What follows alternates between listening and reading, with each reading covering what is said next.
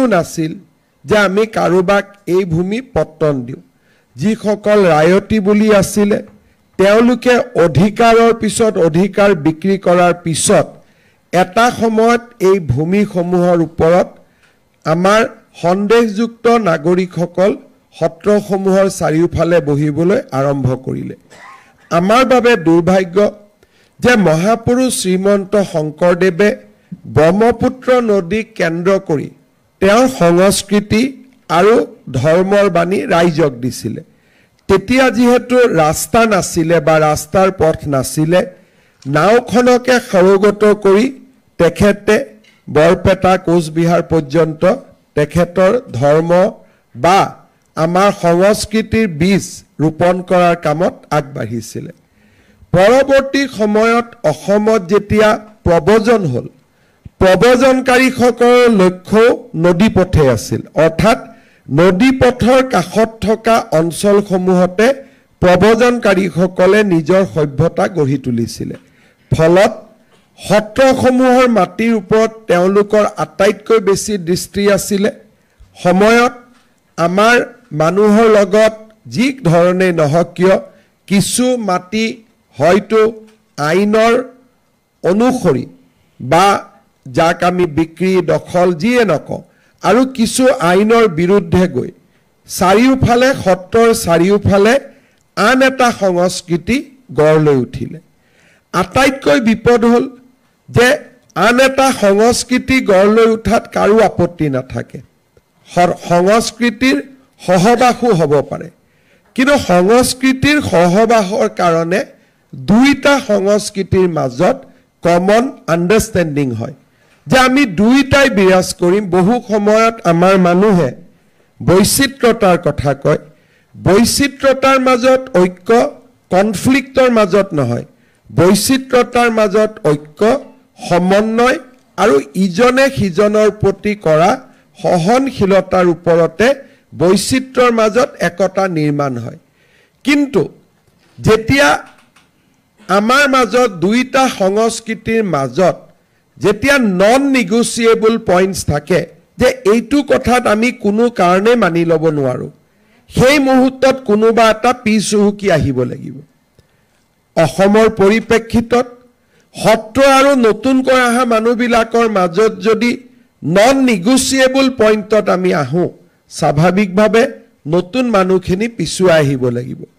কিন্তু তাৰ পৰিৱৰ্তে তেখেতসকলে আমি নিবিচৰা কামবিলাক সত্ৰৰ কাষত কৰিবলৈ আৰম্ভ কৰিলে গো মাংসৰ ভক্ষণ ইয়াৰ এটা ডাঙৰ উপাদান আৰু সত্ৰৰ লগত প্ৰত্যক্ষভাৱে মছজিদৰ নিৰ্মাণ ইয়াৰ এটা ডাঙৰ উদাহৰণ যেতিয়া কোনোবা এখন সত্ৰৰ কাষত গো মাংসৰ ভক্ষণ হয় আৰু সত্ৰৰ নামঘৰৰ লগত মছজিদৰ আজান আহে তাত এটা নন নিগোচিয়েবল পইণ্ট আহে যদি তেওঁলোকে কয় যে নহয় গো আমি ভক্ষণ কৰিম কিন্তু 10 কিলোমিটাৰ দূৰত গৈ পেলাই আমি গো ভক্ষণ কৰিম তাত কনফ্লিক্ট নাহে তেতিয়া তাত কনসেনসাস আহে সত্ৰৰ কাষৰ পৰা থলুৱা লোকসকলক পঠিয়াই দিয়াৰ কাৰণে বা সত্ৰৰ মাটিত যাতে সত্ৰই নিবিচাৰে তাৰ কাৰণে দুটা বস্তু ৱেপনাইজ কৰা হ'ল এটা হ'ল অবাধ বেদখল আৰু অবাধ গো মাংসৰ হত্যা আৰু ভক্ষণ এই দুইটাক যেতিয়া ৱেপনাইজ কৰি দিয়ে তেতিয়া মানুহ লাহে লাহে আঁতৰিব আৰম্ভ কৰে আজি মই বেলেগ একোৱেই নকওঁ যদি চানমাৰীৰ কাষতে আমি যদি এটা সময়ত খিলঞ্জীয়া মানুহখিনিৰ মাজত যদি এটা মছজিদ নিৰ্মাণ কৰোঁ আৰু তাৰ পিছত যদি ঈদৰ নামত ধৰ্মৰ নামত তাত গো ভক্ষণ আৰম্ভ কৰোঁ কাজিয়া পেচাল কৰাৰ পৰিৱৰ্তে সাধাৰণ অৰ্থত অসমীয়া মানুহখিনিয়ে পিছুৱাব আৰম্ভ কৰে কাৰণ অসমীয়া মানুহে সংঘাত কৰিব নাজানে অসমীয়া মানুহে কনফ্লিক্টত যাব নোখোজে তাৰ ফলত ধুবুৰী বৰপেটা আদি জাগাৰ পৰা আমি লাহে লাহে যুদ্ধত পৰাজিত সৈনিকৰ দৰে আমি লাহে লাহে পিছুৱাব আৰম্ভ কৰিলোঁ তাৰ ফলত দেৱোত্তৰ আইন পাছ হোৱাৰ পিছতো সত্ৰৰ কাষত যিখিনি লিগেলিও মাটি থাকি গৈছিলে সেই মাটিখিনিতো বেদখল আৰম্ভ হ'ল আৰু যদিও ক'ব নালাগে দুই এটা ক্ষেত্ৰত সত্ৰাধিকাৰসকলেও আন ধৰণে লিজত হওক নিলামত হওক চুক্তিবদ্ধ হৈ তেওঁলোককে মাটিসমূহ গতাই দিয়াৰ প্ৰৱণতা এটাও আৰম্ভ কৰিলে ইয়াৰ ফলত আজি আমি আহি এনেকুৱা এটা পৰিৱেশত উপস্থিত হৈছোঁ যে সত্ৰৰ লগত মাটি নাই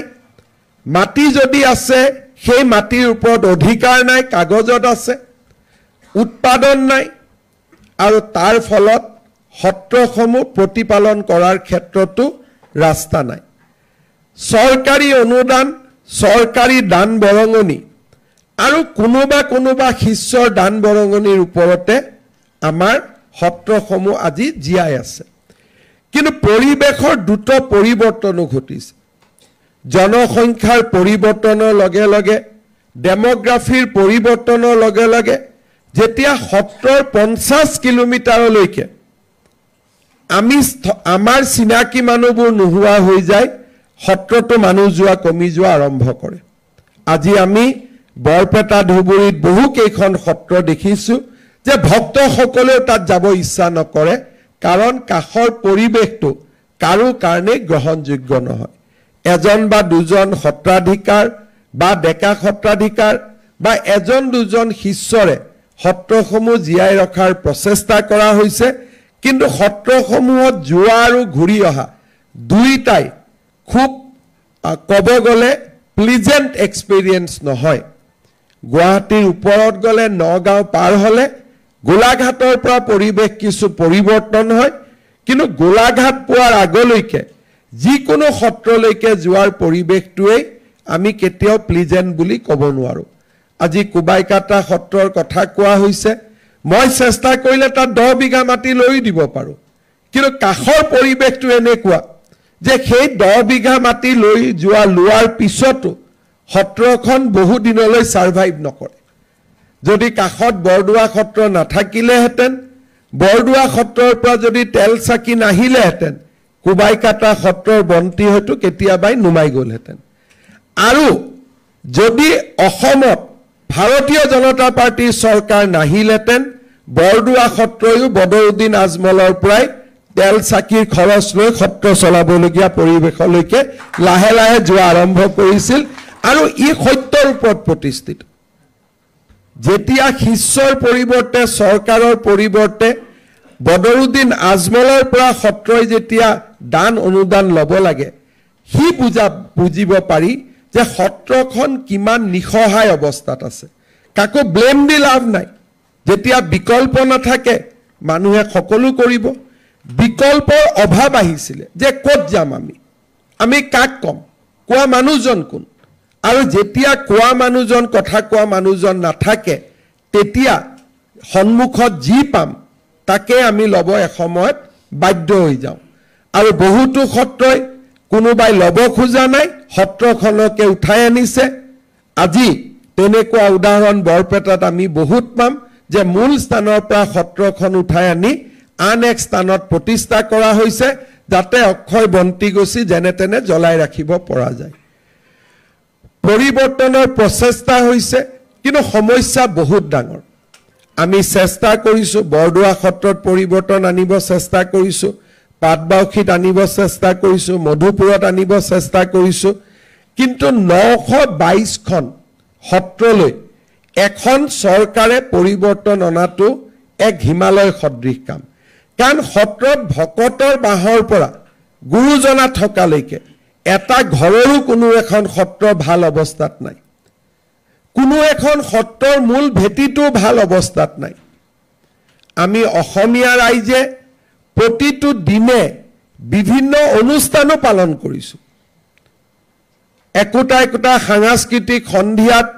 15 লাখ 20 লাখ টকালৈকেও গধূলি আমি খৰচ কৰিছোঁ কিন্তু আমাৰ সত্ৰবিলাকলৈকে ৰাইজৰ দান বৰঙণি অহাটো দ্ৰুত গতিত কমি আহিছে দুই এজন মানুহে কেতিয়াবা ইনিচিয়েটিভ লৈছে তাৰ পিছত 2-3 বছৰৰ পিছত সেই ইনিচিয়েটিভ নোহোৱা হৈ গৈছে আমাৰ সন্মুখত প্ৰচেষ্টা হ'ব লাগিব যে সত্ৰৰ মাটিখিনি আমি ঘূৰাই আনিম কিন্তু ঘূৰাই অনাৰ পিছত সত্ৰই মাটিখিনি ৰক্ষা কৰিব পাৰিবনে নাই কাৰণ প্ৰতিকূল পৰিৱেশৰ মাজত বহু সত্ৰ আজি থিয় হৈ আছে চৰকাৰে আজি হেঁচা দি কামটো কৰাৰ পিছত কালি যদি চৰকাৰৰ পৰিৱৰ্তন হয় নিৰাপত্তা নোহোৱা হোৱাৰ পিছত সেই মাটি যাৰ তাত আছিল তালৈকে সি এটা ৰাস্তা হ'ব পাৰে সি সকলো ফালৰ পৰা সেই ৰাস্তা হ'ব নোৱাৰে সত্ৰত আমি কি ধৰণে এটা পৰিৱৰ্তন আনিম যি পৰিৱৰ্তনে সত্ৰৰ পুঁজি ভেটি শক্তিশালী কৰিব কি পৰিৱৰ্তনে সত্ৰত আকৌ শিষ্যসকলে আগতে অহাৰ দৰে আহিব আৰম্ভ কৰিব কি ধৰণে সেই সত্ৰসমূহৰ লগত সামাজিক অনুষ্ঠান নিৰ্মাণ কৰি আমি কেনেকৈ সেই সত্ৰসমূহক আমি বিত্তীয়ভাৱে আমি তেওঁলোকক সকাহ দিব পাৰোঁ যদি আহোম কোচ ৰাজবংশ কোচ সাম্ৰাজ্যসকলে মাটি দিছিলে আজি মাটিৰ সেই ধৰণৰ ৰিটাৰ্ণ নাই কিন্তু মাটিৰ লগত যদি আমি এখন নাৰ্ছিং স্কুল খুলিব পাৰোঁ সত্ৰখনক দিব পাৰোঁ সত্ৰখনে তাত উভতাই তাত পুঁজি পাব সত্ৰখন চলিব গতিকে সত্ৰক উপাৰ্জনৰ বাবে আমি আন কিছুমান ব্যৱস্থাৰ কথা চিন্তা কৰিব লাগিব যি ধৰণে কৰ্ণাটকত লিংগায়ত আৰু ভকালিকা মঠসমূহে আজি যথেষ্ট কাম কৰিছে মানুহক সেৱা কৰিছে আৰু সনাতন সভ্যতা সংস্কৃতিক ধৰি ৰাখিছে আজি যদি মোৰ কৰ্ণাটকৰ নিৰ্বাচনৰ সময়ত মই দেখা পাইছিলোঁ আমাৰ সত্ৰ তাৰে মঠ একোটা লিংগায়ত আৰু ভকালিকা সম্প্ৰদায়ৰ মঠত এখন সত্ৰ বা তাৰ মঠৰ অধীনত 4খন মেডিকেল কলেজ আছে 4খন ইঞ্জিনিয়াৰিং কলেজ আছে তেওঁলোকৰ লগত বিভিন্ন স্কিল ট্ৰেইনিং চেণ্টাৰ আছে আৰু তেওঁলোকে নিৰাশ্ৰয় মানুহকো শিক্ষাদান কৰিছে ডক্টৰ বনাইছে ইঞ্জিনিয়াৰ বনাইছে আমাৰ সত্ৰসমূহত আমি উদ্যমিতা আনিব লাগিব ট্ৰেডিশ্যনেল যিটো প্ৰচেষ্টা আছে ডেকা শক্তি সত্ৰৰ লগত জড়িত কৰি সত্ৰত আমি উদ্যমিতা আনিব লাগিব সত্ৰ অনুষ্ঠানটোক আমি এজিং অনুষ্ঠান হিচাপে গণ্য কৰিলে তাত কেতিয়াও প্ৰাণ চঞ্চলতা আৰু জীৱন্ত এটা প্ৰাণ উভতি নাহে it has to be a young organisation আমি ৰিটায়াৰমেণ্টৰ পিছত সত্ৰৰ লগত জড়িত হৈ গ'লোঁ সি ভক্তি আনিব কিন্তু সত্ৰলৈকে প্ৰাণ চঞ্চলতা নানে সত্ৰত ডেকা ল'ৰা আহিব লাগিব বিলো 35 ইয়াৰ্ছৰ ল'ৰা আহিব লাগিব 45 ইয়াৰ্ছৰ ল'ৰা ছোৱালী আহিব লাগিব উদাসীন হ'ব আহিব নালাগে সত্ৰৰ হৈ কাম কৰিবৰ কাৰণে সত্ৰৰ লগত জড়িত হৈ সত্ৰ অনুষ্ঠানটোক আগুৱাই দিবৰ কাৰণে আমাৰ লগত আমি তেওঁলোকক ইনভলভ কৰিব লাগিব সত্ৰৰ সংস্কৃতিৰ লগত যদি গাঁৱৰ ওচৰৰ 20 জন ডেকা ল'ৰাক যদি আমি লগ কৰাব পাৰোঁ 20টা নতুন আইডিয়া আহিব যে এই সত্ৰখনক আমি কেনেকৈ জীয়াই ৰাখিব পাৰিম মই ভাবোঁ যে আমি লাহে লাহে অসমৰ সত্ৰসমূহত এক ট্ৰেন্সফৰ্মেটিভ ৱৰ্ক কৰাৰ প্ৰয়োজনীয়তা আছে আজি সত্ৰ আয়োগৰ প্ৰতিবেদনখনে আমাক বহুতকে চিন্তাৰ খোৰাক তুলি দিব নামনি অসম মধ্য অসমত বৰপেটা পাটবাউসী কেইখনমান সত্ৰক বাদ দিলে বাকী সত্ৰবিলাক আচলতে সত্ৰ নহয় মাত্ৰ বন্তি গছি জীয়াই ৰখাৰহে তাত সংগ্ৰাম চলি আছে তাত আন কোনো কাম হোৱা নাই মাত্ৰ যেনে তেনে চাকি গছি জ্বলাই ৰাখিছে তেওঁলোকে নিজৰ এক প্ৰকাৰে আধ্যাত্মিক দায়িত্ব এটা পালন কৰিছে বাকী তাত একো হোৱা নাই আমি কেনেকৈ অনুষ্ঠানবিলাকক নতুনকৈ নিৰ্মাণ কৰিব পাৰোঁ সময় লাগিব কিন্তু কৰবাত চিন্তাৰ আৰম্ভণি হ'ব লাগিব যদি চিন্তাৰ আৰম্ভণি নহয় আমাৰ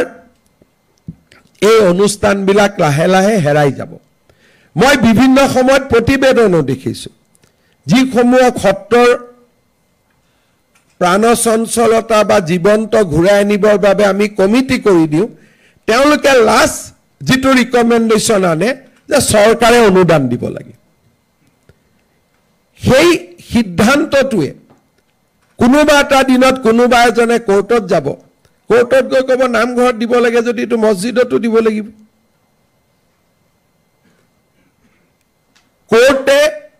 সদায় প্ৰমাণ কৰিব খোজে যে আমি কিমান ধৰ্ম নিৰপেক্ষ আৰু আমি এটা দিন আহিব অসমত এতিয়ালৈকে যিমান দিনলৈকে পাৰো ব্ৰহ্মপুত্ৰটো মথাউৰিয়ে কেতিয়াও ৰাখিব নোৱাৰে আমি মথাউৰি লগাই লগাই সাময়িকভাৱে অসমখনত কিবা কিবি কৰি আছো আজি কোনোবা এটা গলে নামঘৰত টকা খুইছে নামঘৰত দিছো মন্দিৰত দিছো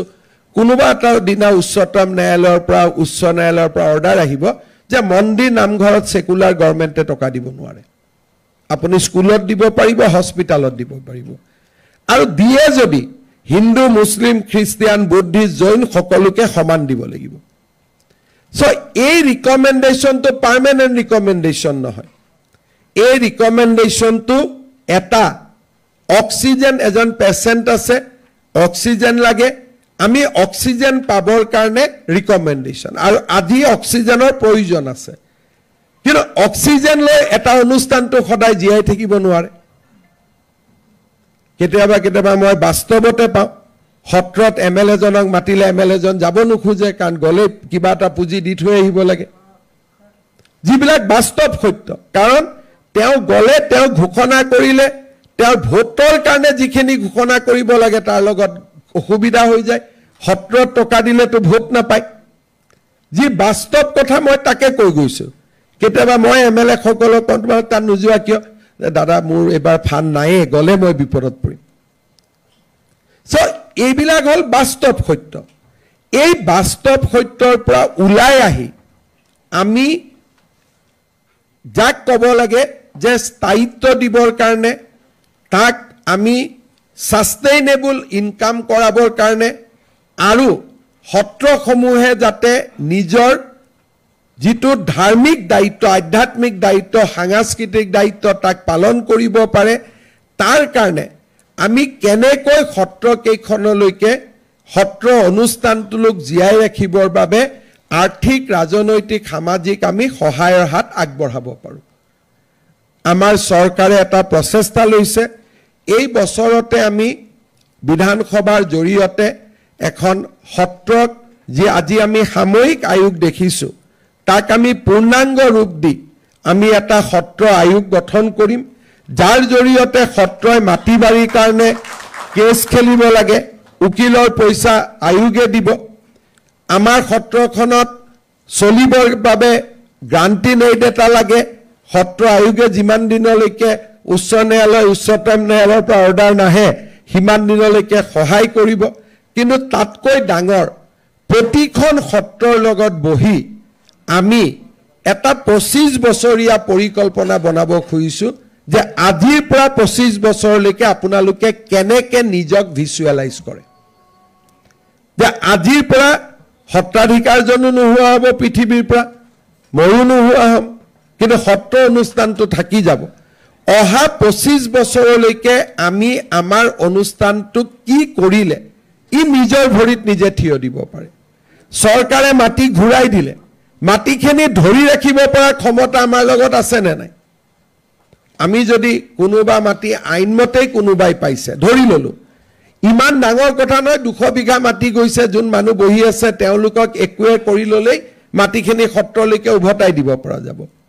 কিন্তু তাৰ পিছত আমি যদি আকৌ কাৰোবাক লিজে দি দিবলগীয়া হয়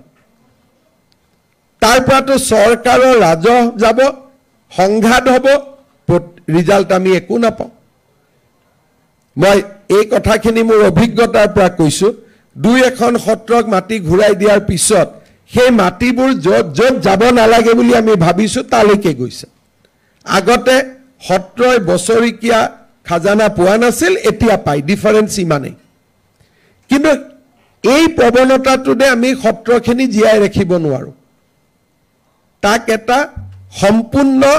সাস্টেইনেবল কেনেকে আমি কৰিব পাৰো তাৰ এটা সম্পূৰ্ণ প্ল্যান আমাক লাগিব আৰু তাক আমি যাতে আপোনালোকৰ লগত বহি আমি একেলগে পৰিকল্পনাটো কৰিব পাৰো তাৰ বাবে আমি সত্ৰ আয়োগ গঠন কৰি তাক নিৰ্দিষ্টভাৱে তাৰ অফিচাৰ তাৰ অনুষ্ঠান এটা আমি ইনষ্টিটিউচনেল ফ্ৰেম আপ এটা গঠন কৰিব খুজিছো যাতে সত্ৰখিনিয়ে তেওঁলোকৰ পৰা বিভিন্ন ধৰণে পৰামৰ্শ আৰ্থিক ৰাজনৈতিক সকলো ধৰণৰ পৰামৰ্শ আয়োগৰ হাতৰ পৰা দখল কৰিব পাই থাকিব পাৰে আন এটা সমস্যাও আমাৰ মাজত আছে আমি অসমীয়া সমাজখন ইয়ং নহয় মই যদি কথাটো আৰু অলপ ভাগি চিন্তি কওঁ আমি এটা পৰিয়ালত আমি এটা সন্তানৰ জন্ম দিওঁ আজিকালি আৰু আমাৰ কাষত থকা মানুহবিলাকে 6 আৰু 7টা জন্ম দিয়ে তাৰ ফলত আমাৰ সমাজখন এতিয়া ইউথ পাৱাৰ অফ ইউথ যুৱ এটা শক্তি যুৱ শক্তিটো ট্ৰান্সফৰ্ম হৈ আছে আমাৰ হাতৰ পৰা যুৱ শক্তিটো আন এটা ফালে ওলাই গৈ আছে গাঁৱত বিহুখনো যদি পাতিব লাগে ইয়াৰ পৰা আজিৰ পৰা 10 বছৰ পিছত এজনো ডেকা ল'ৰা নাপাব কাৰণ ঘৰৰ এজনে ডেকা ল'ৰা গুৱাহাটীত পঢ়িবৰ কাৰণে গুচি আহিছে আৰু গাঁৱত যি ডেকা ল'ৰা থাকিব তাৰ সত্ৰ বা আমাৰ সংস্কৃতিৰ প্ৰতি তেওঁলোকৰ অনুগত্যও নাই that is another challenge যেনেকৈ সময় পাৰ হৈ গৈ থাকিব আপোনালোকে খুব মই কোৱা কথাখিনি যদি একদম সহজতে ভাবে এখন অসমীয়া গাঁৱলৈ যাব পিল কৈ দৌৰি আহা এলপি স্কুলৰ ল'ৰা ছোৱালীখিনি চকলেট দিব খুজিব 10 জন দৌৰি আহিব ওচৰত থকা গাঁও এখনত চকলেট লৈ যাব 150 ল'ৰা ছোৱালী একেলগে ঘূৰি আহিব আপোনাৰ ওচৰলৈ এই 150 ল'ৰা ছোৱালী যেতিয়া ডাঙৰ হ'ব 10 বছৰ পিছত কলেজত যাব আমাৰ 10 জন ল'ৰা কলেজত যাব তেওঁলোকৰ 150 জন ল'ৰা কলেজত যাব লাহে লাহে আমাৰ কলেজবিলাকত ক্যাৰেক্টাৰ পৰিৱৰ্তন হ'ব গুৱাহাটী বিশ্ববিদ্যালয় কটন বিশ্ববিদ্যালয়ত এতিয়া ডেমোগ্ৰাফি পৰিৱৰ্তন হৈছে অকল যে সমষ্টিত ডেমোগ্ৰাফি পৰিৱৰ্তন হৈছে এইটো নহয় কলেজ ইউনিভাৰ্সিটি বিলাকত দ্ৰুত গতিত ডেমোগ্ৰাফি পৰিৱৰ্তন হৈছে আগতে যদি কলেজৰ ষ্টুডেন্ট 1900 যদি আমাৰ ল'ৰা ছোৱালী আছিল এতিয়া 450 আমাৰ ল'ৰা ছোৱালী এইটো নহয় যে আমাৰ ল'ৰা ছোৱালীয়ে কলেজত সিট পোৱা নাই কলেজত সিট লবৰ কাৰণে ল'ৰা ছোৱালীয়ে নাই কাৰণ আমি এজনেই জন্ম দিছো খুব বেছি দুজন জন্ম দিছো মোৰ দুজন ল'ৰা ভাস্কৰ দা এজনী ছোৱালী কিন্তু আমি দুজন আৰু এজন বুলি আন সকলে যদিও কমিছে 4 জনটো আছে 3 জনটো আছে so shifting of youth power যুৱ শক্তি আমাৰ হাতত যেটো পাৱাৰ আছিল যে গাঁৱত লাগ বুলিলে বিহুখন পাতিছে লাগ বুলিলে পূজাখন পাতিছে সত্ৰৰ পাল নামত আহিছে নামত আহিছে লাহে লাহে সেই শক্তিটো নোহোৱা হৈ যাব আমি ইউৰোপিয়ান আৰু জাপানিজ দৰে হৈ যাম Assam will be youthful but Assamese will be an aging population এতিয়া আমাৰ এভাৰেজ এজ অসমৰ এভাৰেজ এজ 22 বছৰ কিন্তু যদি অসমীয়াৰ এভাৰেজ এজ খুজে will be somewhere around 30 বছৰ median age বুলি যেটো কয় গতিকে আমাৰ সন্মুখত আহিবলগীয়া দিনবিলাক জটিল প্ৰত্যাহ্বানেৰে পৰিপূৰ্ণ সমাজ হিচাপে বহি আমি নতুন কথা চিন্তা কৰিব লাগিব আজি প্ৰথমবাৰৰ বাবে সত্ৰৰ অনুষ্ঠানখিনিৰ ওপৰত প্ৰদীপ হাজৰিকা মিনাল শইকীয়া ৰূপক শৰ্মা আৰু আমাৰ বিশেষজ্ঞ সকলে কিছু চিন্তা কৰিছে ডাঙৰ কথা যে কোনেও চিন্তাও কৰা নাছিল আজিলৈকে প্ৰথমবাৰ চিন্তা এটা আৰম্ভ হৈছে আৰু মই ভাবো এই প্ৰতিবেদনখন মই পঢ়িম